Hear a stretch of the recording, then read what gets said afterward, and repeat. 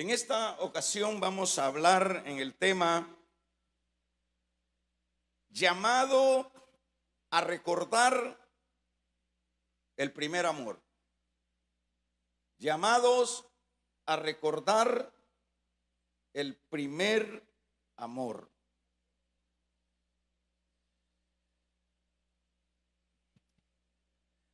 Siempre para que vayamos encronizando y vayamos siempre reteniendo lo que ya hemos estado hablando, es importante que sepamos que el libro de Apocalipsis inicia primeramente revelando el periodo de la iglesia. Es importante siempre ir viendo cómo Dios, en primer lugar, va viendo las cosas o manifestando aspectos que pudieran pasar de largo en la mente de uno, en el sentido de decir, bueno, el libro de Apocalipsis empieza así, vamos así, y luego empiezan estas menciones de la iglesia. Pero la razón por la cual el Señor le da el inicio a este libro con la mención de las iglesias es porque la iglesia de Cristo es un hecho que es la que tiene la supremacía en esta tierra.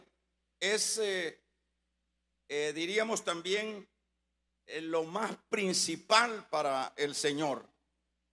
La iglesia es lo más principal. La iglesia es lo más principal porque por ella es por la cual el Señor murió. El Señor no vino a morir por nadie más, sino que por su iglesia.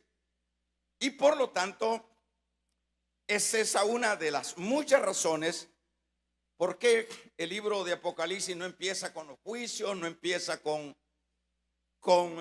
todos estos otros eventos escatológicos o futuros primero, sino que inicia con lo que es las menciones de lo que es la iglesia. En este tiempo lo podemos ver nosotros en el capítulo número 2 al capítulo número 3. Es decir, ya cuando empieza el capítulo número 4, si usted le ha leído lo que es Apocalipsis, ya no hay mención de la iglesia, ¿verdad? Ya entra en este caso, ha pasado pues ya a lo que es el cumplimiento de los eventos que ya hemos leído adelante, ¿verdad? Los eventos escatológicos, los cuales se cumplen del capítulo número 4 hasta el capítulo número 22. La iglesia la vamos a ver una vez más cuando se habla allá en el capítulo 19, versículo 7 del mismo Apocalipsis, cuando dice: ha llegado la boda del Cordero. Es hasta entonces, y la novia dice se ha preparado. Es hasta entonces. Entonces, por eso es que el inicio del libro de Apocalipsis, es decir, su primer tema principal es su iglesia. Ahora vamos a ver, luego de lo que es este capítulo número 4 al 22, ahí surge lo que es el tiempo ya de las guerras, del hambre, de los juicios de Dios, del milenio y de la eternidad futura, ¿verdad? Con la excepción que decía, y donde aparece una vez más la iglesia, es cuando se van a llevar a cabo las bodas del Cordero. Y por ende, de una manera no tan específica, podemos ver a la iglesia también cuando viene con el Señor a esta tierra, cuando Jesús va a llevar a cabo lo que es el juicio o los juicios sobre este mundo. En este caso vamos a ver como el Señor, decíamos, ha mostrado el inicio de este libro, en primer lugar a su iglesia, los cuales este inicio de esta iglesia comprende, ya hemos dicho, los 2000 años en los que ya nosotros estamos, ¿verdad?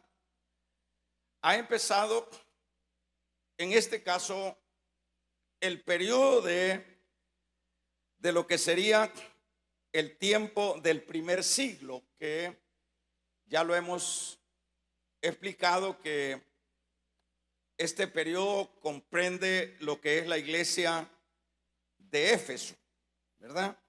El tiempo que en este caso está representado por esta iglesia, este primer periodo, el primer periodo de la iglesia, que también le pudiéramos llamar el periodo de la iglesia apostólica.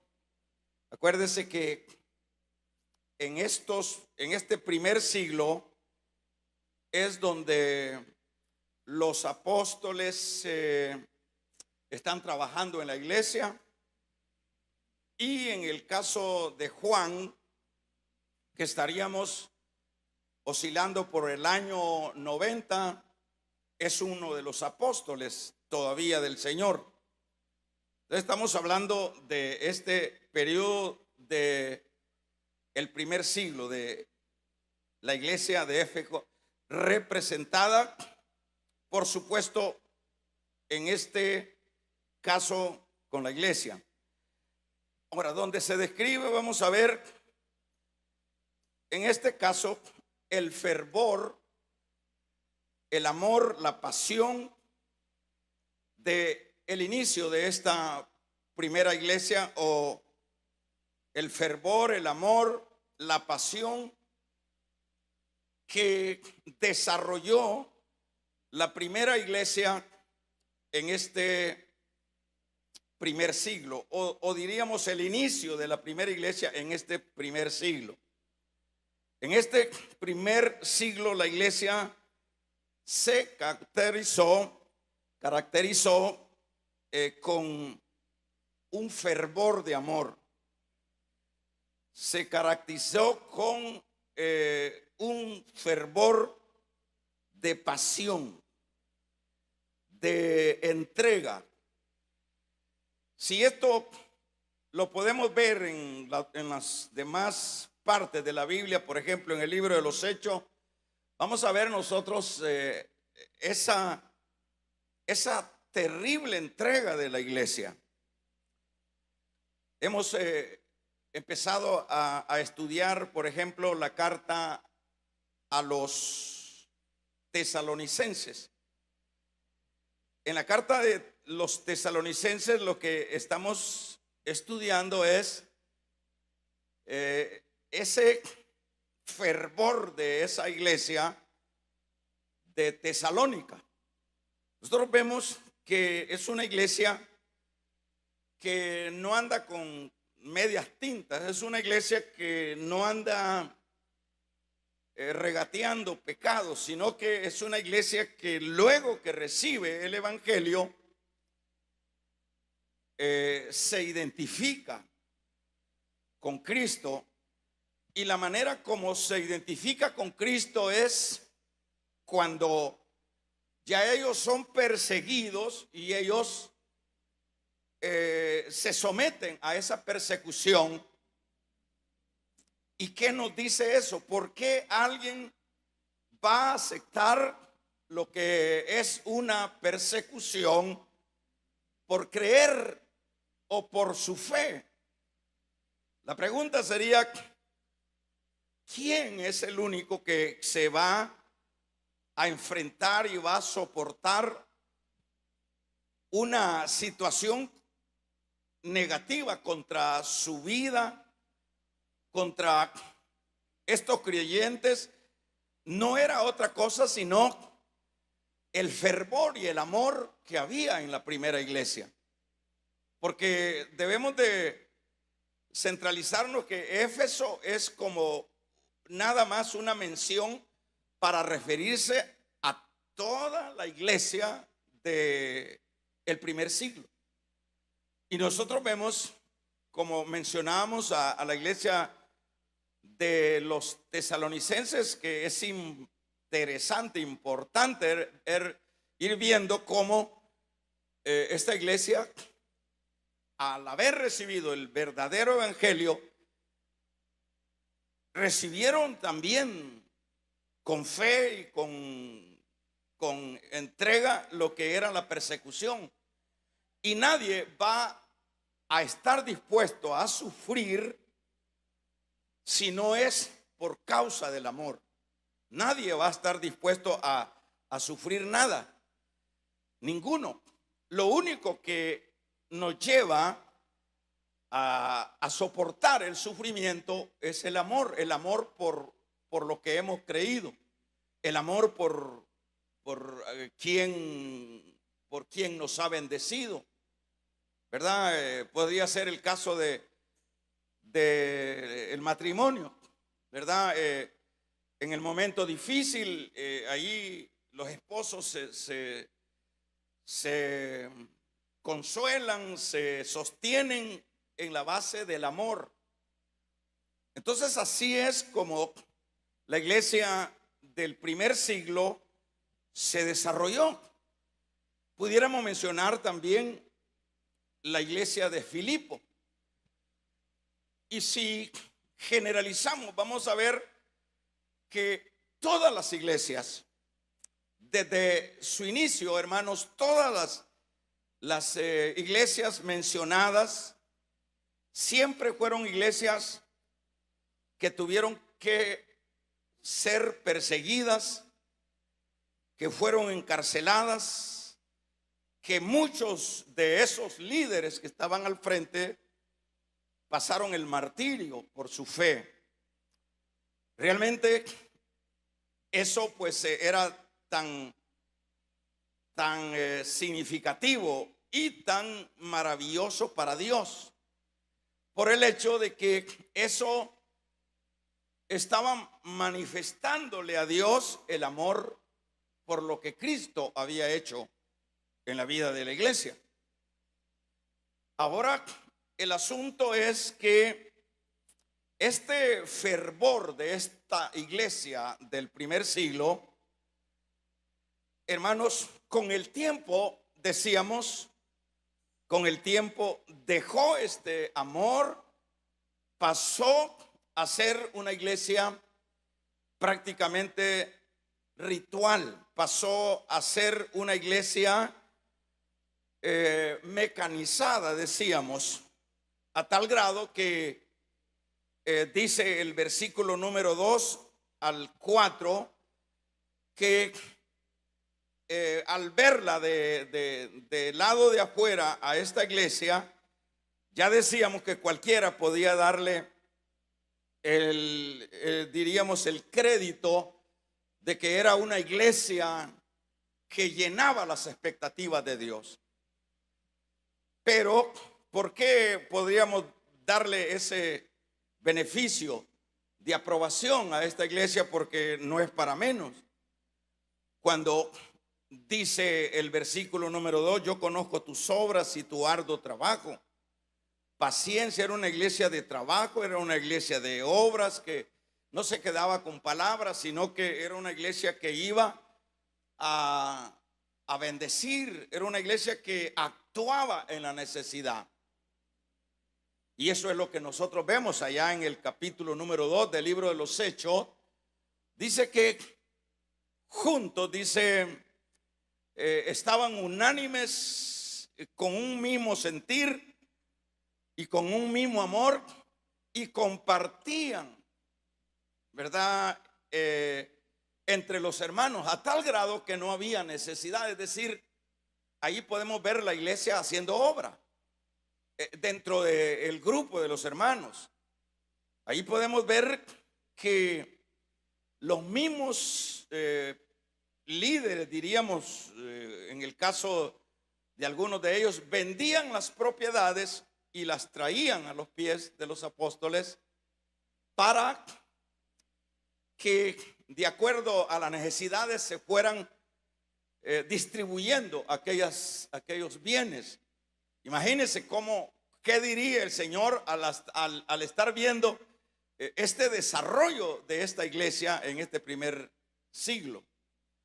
De ahí los vemos nosotros, que vendían sus propiedades y las traían y no había necesidad.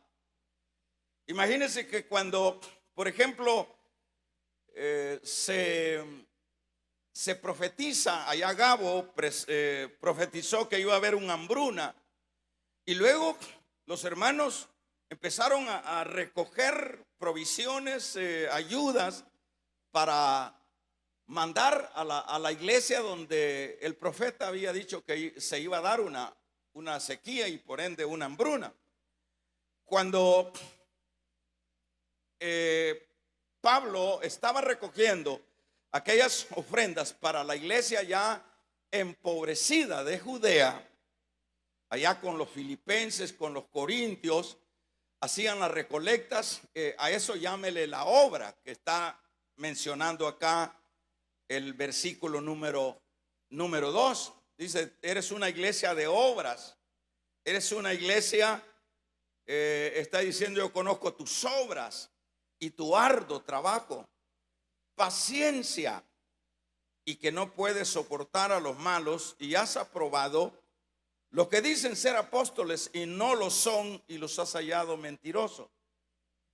Como decíamos, cualquiera que viera esta iglesia de afuera hacia adentro le daba el crédito que era una verdadera iglesia, que era la iglesia justamente que llenaban las expectativas de Dios.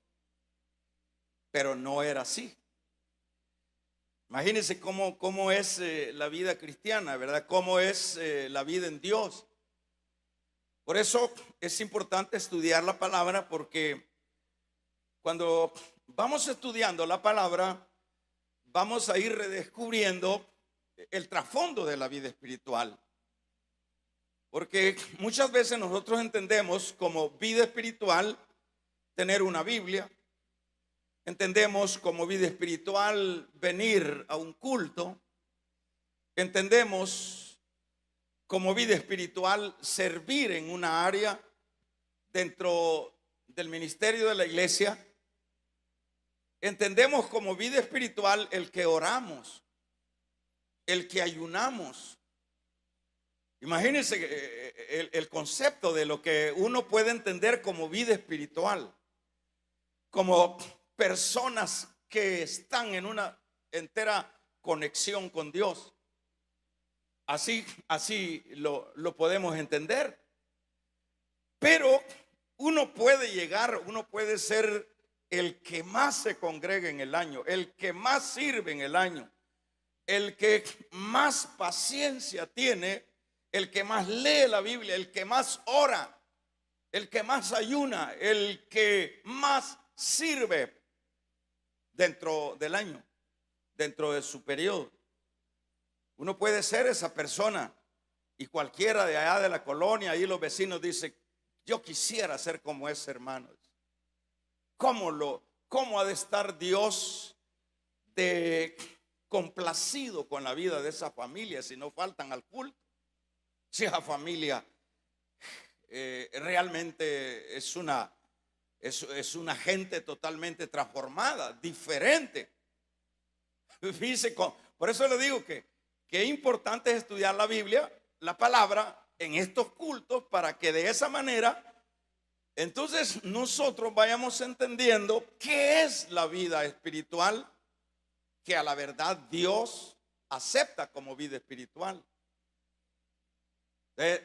cuando uno va viendo esto, entonces uno dice, bueno, y si yo me he estado congregando y le he ganado a los otros, y yo soy el que más ayuno, yo soy el que más leo, yo soy el que más oro, y entonces no es eso la vida espiritual. Sí, es parte de la vida espiritual, pero el problema de desarrollar la vida espiritual de esa forma, que es así, pues no se puede hacer de otra manera.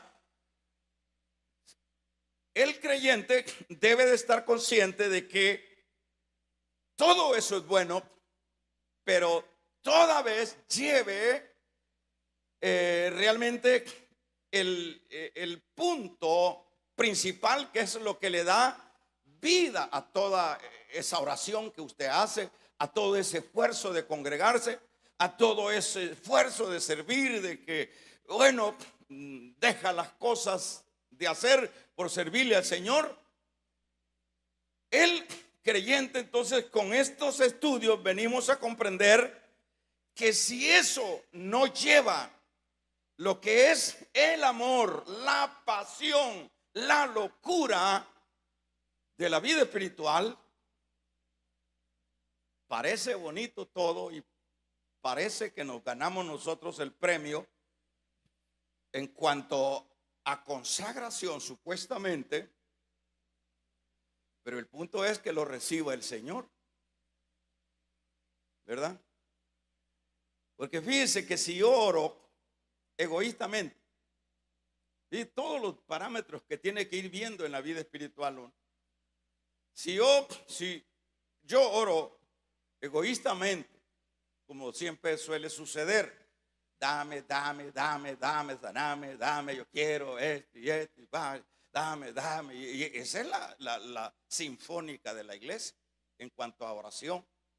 Saname, mira que me duele esta pata, que me duele este otro, que aquí no sé, que me falta pisto, que la mujer, que los hijos, dame. Es una cosa como la sanguijuela, como dice el proverbio. La sanguijuela dice dame, y nunca se llena. Entonces es una oración egoísta para el yo. Entonces, ¿qué es lo que necesitamos nosotros aprender?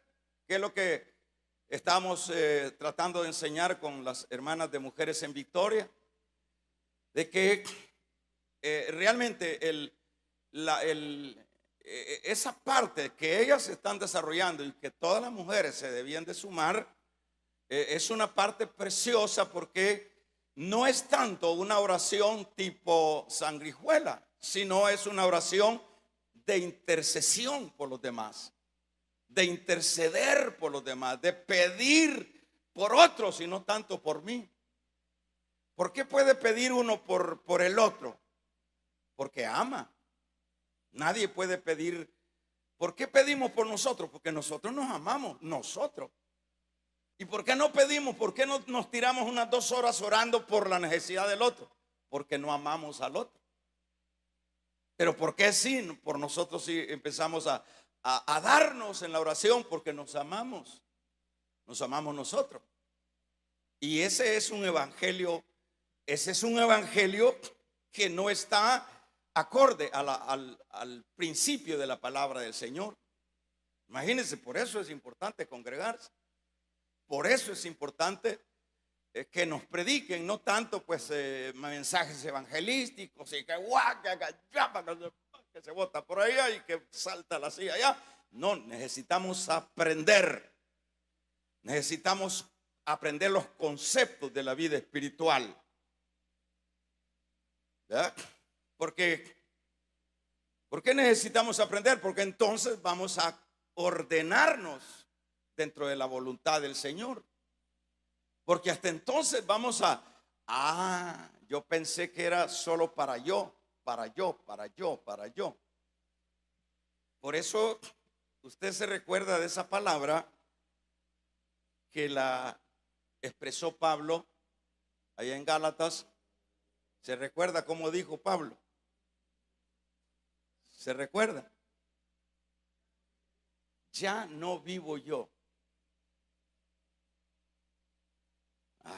¿Qué nos dice eso? Que el evangelio ya no es vivir yo, O sea, ya no es yo, ¿verdad? Sino, ¿qué dijo Pablo? Ya no vivo yo, sino Cristo es el que vive en mí. Y cuando Cristo está en mi corazón, ¿qué es lo que hará Cristo? ¿O a qué me llevará Cristo? Si Cristo está en mi corazón, me llevará a desarrollar el amor, ¿verdad? Me llevará a eso, porque Él es amor. Eso es lo que dice Juan en su carta, porque Dios es amor. Entonces, en este caso, imagínense cómo son las ironías dentro de la vida espiritual, ¿verdad? Porque cuando se va aclarando esto, ¿verdad? Que esta iglesia del primer siglo, y se lo voy a decir también de esta manera, la iglesia del primer siglo, uno puede también decir, bueno, eso fue lo que practicaron los hermanos del primer siglo. Es decir, ellos empezaron con ese fervor, con esa pasión, con ese amor, con esa incondicionalidad para con Dios, pero que luego ellos se mecanizaron. Usted o yo podemos decir, eso fue lo que sucedió hace 2000 años. Pero acuérdese que cada periodo de cada una de las iglesias está representándonos siempre a la iglesia que está en escena. No sé si me entiende, ¿verdad? Es decir, que volvemos, o sea, esto de la iglesia del primer siglo se repite una vez más con la iglesia de la escena, con la iglesia contemporánea. ¿En qué se repite? Que la iglesia, como decíamos acá, es una iglesia que empieza con todo ese vigor, con toda esa entrega, pero que luego se mecaniza. ¿Cuánto tiempo, por ejemplo, duró para que la iglesia del primer siglo se mecanizara y fuera buena para trabajar, para orar, para servir y todo, pero nada en esencia de amor? ¿Cuánto tiempo? No pasó más de 30 años. O sea que ese fue la llamarada de Tusa, 30 años, un promedio. O sea que cuando yo veo esto, da miedo. Da miedo en el sentido de que, hermanos, uno se ve en este retrato. ¿Y cómo no me va a dar miedo a mí? Entonces a mí me da miedo decir, bueno, hago una mirada retrospectiva para ver cómo empecé yo. Es decir, yo me asusto y digo, ¿cómo empecé yo? Y a estas alturas, ¿cómo estoy? Eso cada creyente debe de hacerse su examen. Por eso es bueno uno ir analizando la vida espiritual. Porque entonces uno dice, ¿cómo empecé yo? ¿Cómo empecé? ¿Y cómo estoy ahora? Entonces, en el caso de esta iglesia, por ejemplo, imagínense que este tiempo de fervor, de amor, pasó y la iglesia, como decíamos, se mecanizó y se centralizó en lo que dice el versículo número 2 al 4. Una iglesia, vamos a ver, impresionante en todo, pero Dios le recrimina toda esa dinámica de trabajo, de obras, de paciencia, de celo, de doctrina. Tremendo, ¿verdad? La vida espiritual, ¿verdad? No, qué bueno esto, yo estoy recibiendo. Entonces, en este caso, imagínense, esta iglesia que han pasado apenas un promedio de 30 años. Decíamos el martes pasado que en este caso esto duró mientras estuvieron los hermanos fundadores. los ancianos, aquellos que con quien Pablo lloró allá en el puerto de Mileto, donde Pablo le dijo: ya no verán más mi rostro, hermanos, porque el Espíritu me guía hacia Jerusalén y no creo volver a ver su rostro. Y realmente así fue, ya Pablo ya no lo volvió a ver.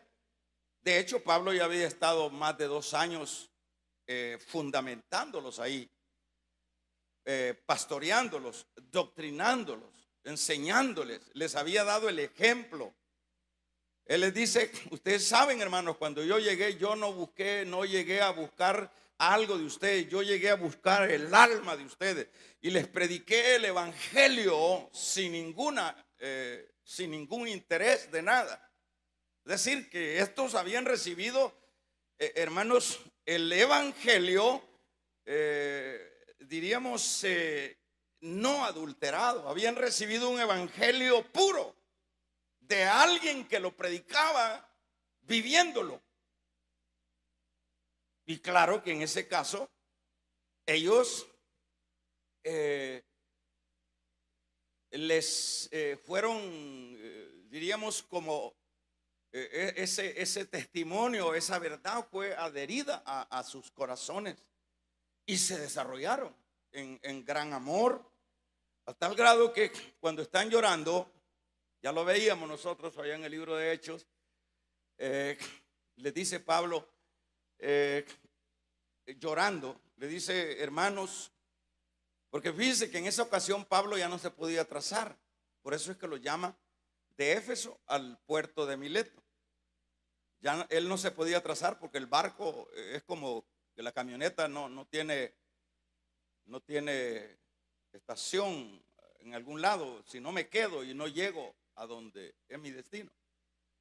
Entonces él les llamó. Imagínense el cuidado de Pablo, y les dice, y les hace ver, y les dice: ustedes tienen que cuidar a la iglesia sobre quién las ha puesto a pastorear el Espíritu Santo, porque vendrán lobos de afuera y lobos de adentro que no perdonarán el rebaño. Es decir, el apóstol les anticipa lo que iba a venir. Y estos hermanos pues se muestran su sensibilidad, su amor, su pasión por la iglesia. Pero las nuevas generaciones, 30 años después, ya los nuevos, por eso es que es peligroso dentro de los ministerios, ya la gente nueva. Usted ve toda esa gente nueva que pasa a los institutos y que ahí les dan un título y que ya se lo cuelgan en el cuello, ya van hablando de todo lo que ni saben, como decía Pablo, ¿verdad? Estos hablan lo que no saben. Amén. Entonces, todas esas generaciones, por eso hay que tener cuidado con las nuevas generaciones que vienen con nuevas ideas y que con nuevos modelos y que esto va a funcionar así. No, hay que, hermanos, luchar por mantener el inicio de aquello que nos ha funcionado. Amén. Por lo menos las nuevas generaciones lo que hacen ahora es, estoy hablando de aquellas iglesias que han empezado bien y luego las tuercen las nuevas generaciones, porque como que lo que hay es la competencia, ¿verdad? Yo quiero ser la iglesia más grande, la iglesia más conocida, la iglesia más famosa, y empiezan las nuevas generaciones a inventarse asuntos. ¿Por qué usted ve ahora en las iglesias un sinnúmero de luces y humo y todo eso? Esas son las nuevas generaciones. ¿Por qué es pecado eso? Si se hiciera de una manera sin pretensiones, no sería pecado.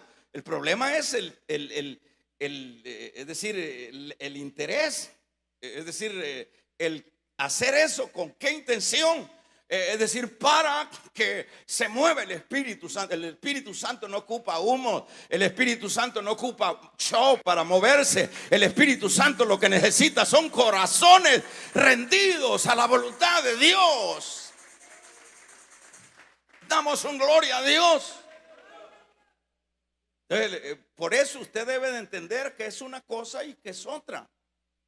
Porque siempre somos, no, es que allá usted verá cómo se pasa el rato de alegre uno, aquellos pastores, vea, que no se tiran la silla, aquellos pastores botando gente y otros vomitando y otros, hermanos, haciendo unos relajos cuando la misma palabra dice que Dios es un Dios de orden y no de desorden. Vamos a regalarle ofrenda de palma al Dios de la gloria.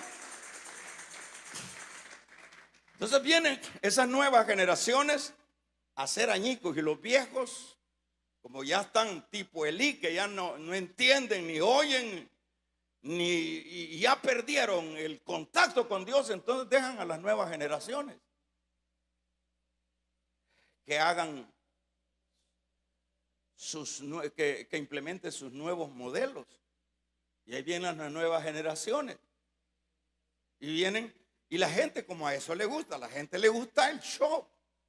La gente, yo mandé un video hace poco a una persona y le digo, si así fuera tu iglesia estuviera llena.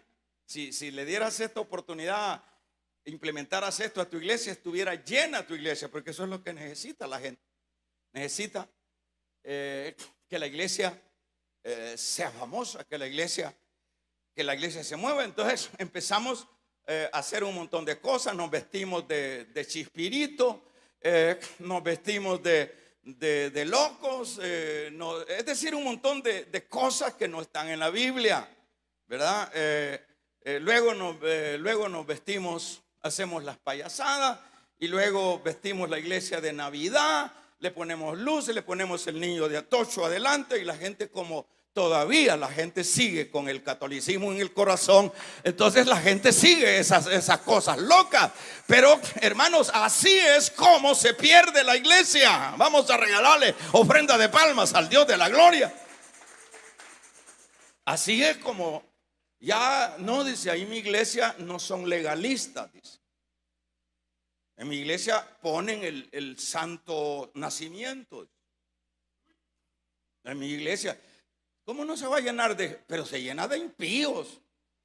Se llena de gente que no ha tenido un nuevo nacimiento. Pero el que ha tenido un nuevo nacimiento ya sabe oler que es muerte y que es vida. Oh, gloria a Dios. El que ha tenido un nuevo nacimiento no es fácil para desviarlo. Así como los de Berea, espérate, le dijeron a Pablo, vamos a ir a estudiar primero antes de decirte sí. ¿Verdad? Entonces la gente le gusta eso. La gente le gusta el show. Es que lindo estuvo el culto porque sudaron, brincaron, ¿verdad? Y brincaron ustedes. ¿Es pecado brincar? No, no es pecado. El pecado es la intención. Esta carne, bueno, ustedes saben, hermanos, todos sabemos cuando éramos bailadores, ¿verdad?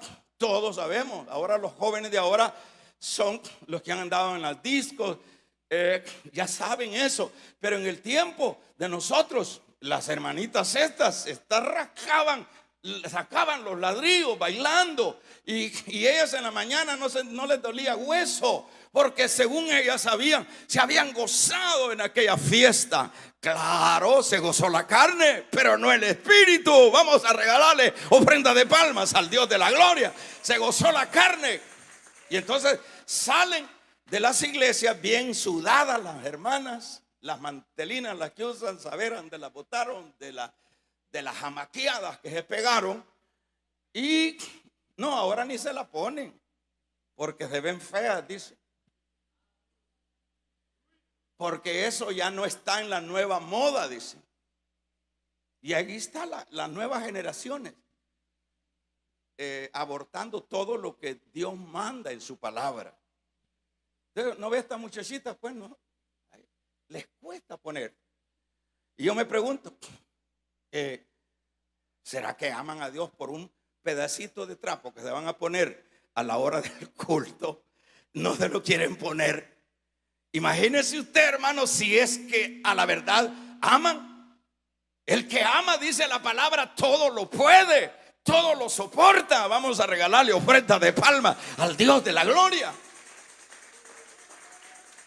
Y ahí nosotros vemos la dificultad. No, es que parezco viejita. ¿Cuál viejita? La ciguanaba. Parezco viejita, bonita. Usted vea que dentro de la palabra, lo que aplicamos de la palabra, eso nos hace bonito, ¿verdad? Entonces viene toda la modernidad. Ya no eso de orar. No, eso hay que darle nueva dinámica a la iglesia. Entonces las nuevas generaciones arruinaron la iglesia del primer siglo. 30 años después, lo que había solo era bulla y no esencia. Y eso es bien delicado, hermano. Esto es, como dicen, para poner la yarda, dicen, o la yarda en el muro nuestro muro. Otros dicen la barba en remojo. Es decir, todo esto es para uno decir, esto es importante ponerle atención.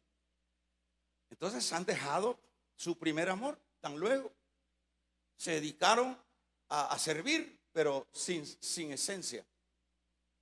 Entonces, esto decíamos que estaba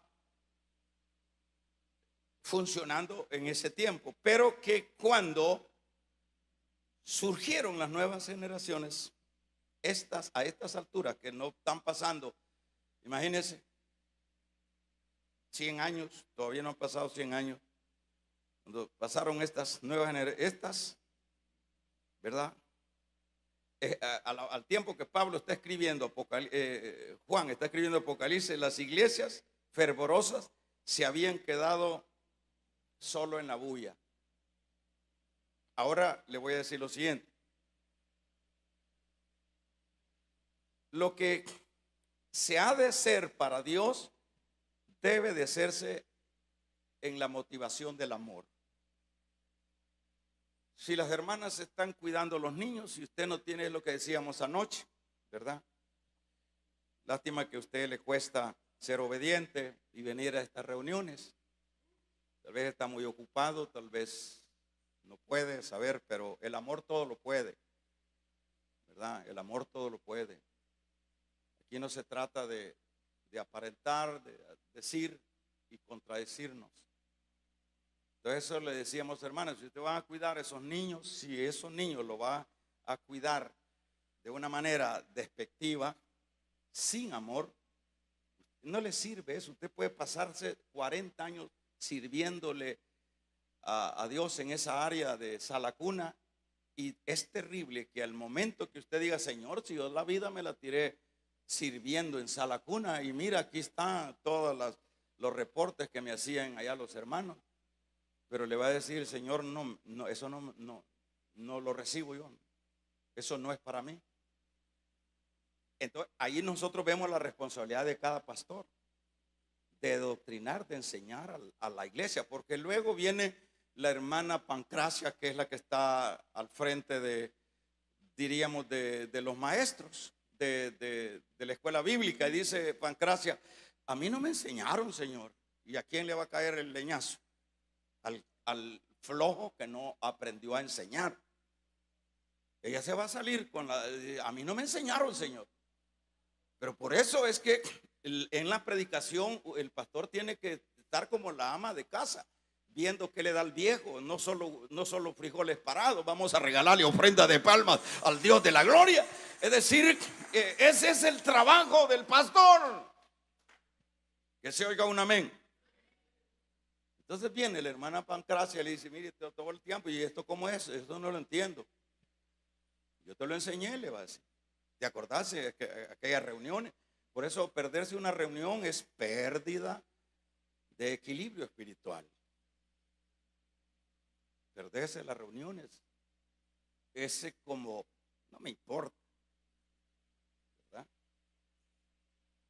Y esto es lo que sucede, por ejemplo, ¿verdad? Viene, se acaba. Entonces decíamos, lo que se hace para Dios debe de hacerse. Si los músicos, ¿usted cree que si los músicos tuvieran este primer amor, ellos se tiran los, así como cuando anda uno loquito, cuando anda de novio de la mujer o la mujer del hombre? ¿Qué es lo que hace? Uno es loco. Así es el amor es loco. Yo le decía a uno de mis hijos, en la obra de Dios debe de ser de loco. Le digo, yo soy un loco, tómame como un loco. Porque no somos cuerdos, dijo Pablo. Somos locos para el mundo, porque la gente nos ve como locos. Pero somos para el mundo locos, pero para Dios somos cuerdos. Alabado sea el nombre del Señor. Vamos a regalarle ofrenda de palma al Dios de la gloria, ¿verdad? Pero el que siempre anda midiendo el paso que va a dar, muy largo, que muy noche, que lo mismo dicen. ¿Qué es esa actitud? ¿Falta de qué? De amor. Todo lo mide. Viene por la trabazón, viene echando rayos y viene aquí a la iglesia. Te alabo, Dios, pero enemistado con Dios porque la trabazón le quitó el gozo. Gócese, cante cuando venga en la trabazón y diga gracias Dios porque esto es una bendición. Y si se viene a pie, hermanos, no hay bus. No hay bus, véngase a pie. Para eso Dios nos dio los dos, hermanos, para que nosotros vayamos. El amor todo lo puede, todo lo sufre, todo lo aguanta. Pero escuchamos a la iglesia de Éfeso. Fíjese que hoy no fui al culto porque no hubo transporte. Qué desgracia, ¿verdad? A lo que hemos llegado. Terrible, ¿verdad? No hubo transporte. No tenía carro, dice el otro. Como con carro nos parió mi mamá. O cómo nos parió nuestros padres. Venía una moto ahí en la misma parto. Venía un carro, venía un Lamborghini. No, los dos era lo que nos puso el Señor. Ahora si logramos transporte, gloria a Dios. Que damos un amén, iglesia. Si no es con amor, hermanos, Dios no recibe nada de lo que nosotros hagamos. Revise lo poco o lo mucho que está haciendo. Si no cambiamos, voy a incluirme, si no cambiamos, los afectados somos los testarudos. Esos somos los afectados. Ahora, lo que se hace para Dios debe de hacerse con la motivación de amor. Si no es, hermanos, con amor, lo que hacemos para Dios no lo recibe, ¿verdad? Ahora viene lo que es el versículo que leímos. Pero viene el Señor a reconvenir a esta iglesia de Éfeso. Y le dice, vuélvete.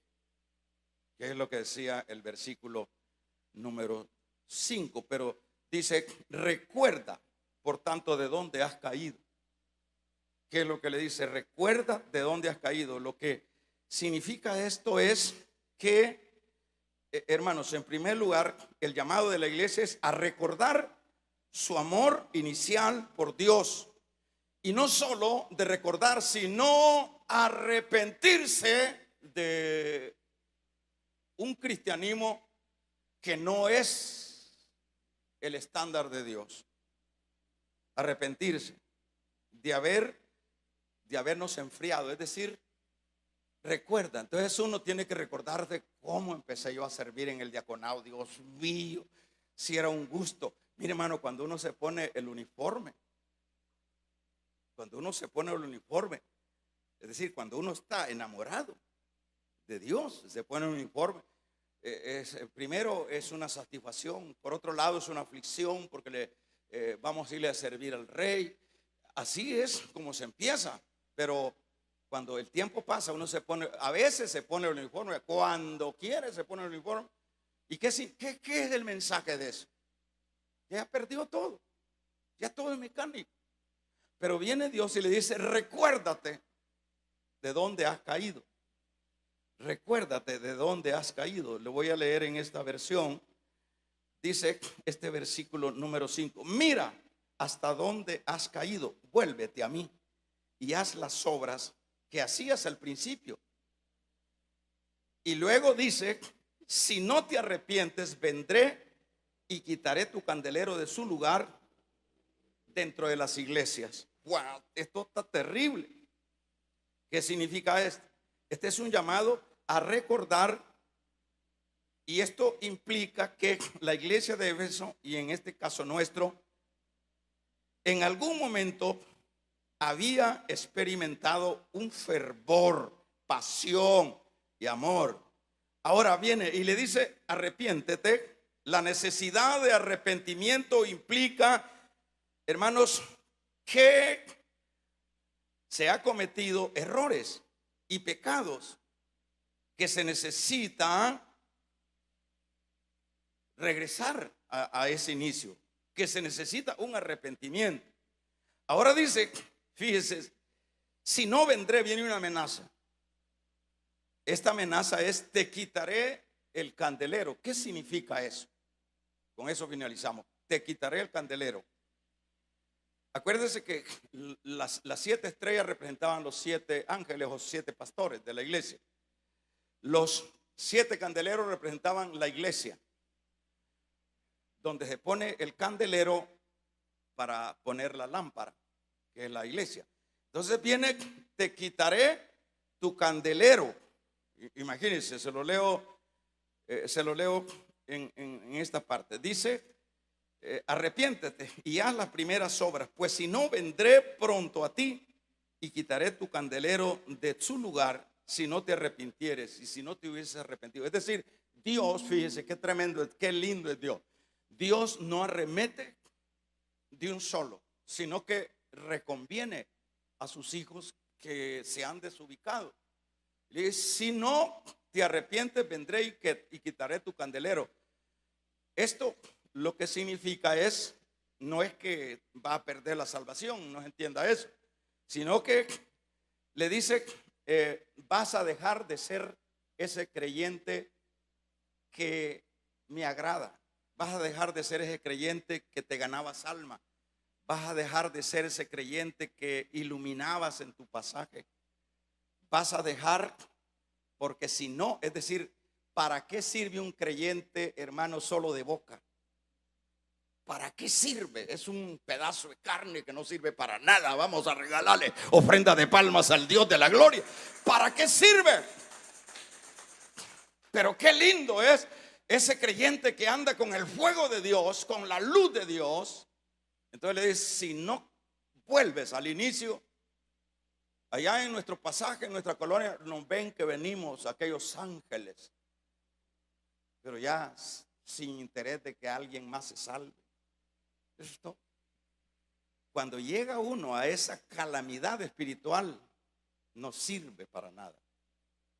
Pero Dios dice, acuérdate. Entonces lo reconviene a uno. Acuérdate cuando hablabas lenguas. Acuérdate cuando profetizabas. ¿Y qué pasó ahora con tus profecías? ¿Qué te pasó? Entonces, ¿qué es lo que nos enseña el Señor acá? Que volvamos. ¿Por qué tenemos que volver? Porque ese es en sí el trasfondo del evangelio. El trasfondo del evangelio no es mecánica. El trasfondo del evangelio es espíritu, es vida. Así que esta noche el mensaje para nosotros es a recordar el primer amor. Recuérdate, hermanita, cuando venías corriendo y que ¿a dónde me ponen? Servicio. Ay, bendito sea Dios, que voy a atender los servicios de las ovejas del Señor.